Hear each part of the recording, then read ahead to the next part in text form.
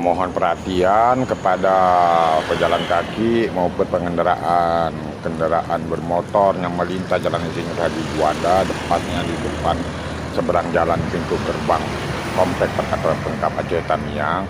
Mohon hati-hati dan harus selalu waspada karena plang ini kondisinya sudah hampir roboh, sudah sengit, sudah mereng.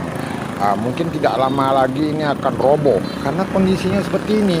Kalau ada angin ya nanti bertiup, orang lewat bisa roboh, sengit, roboh ini plang menimpa di pengendara di jalan raya ini karena kondisinya di tepi jalan. Tapi sekarang ini memang plang ini betul-betul udah sengit, sudah mau roboh, hanya tinggal menunggu waktu aja, menghitung hari plang ini akan roboh karena sudah sengit.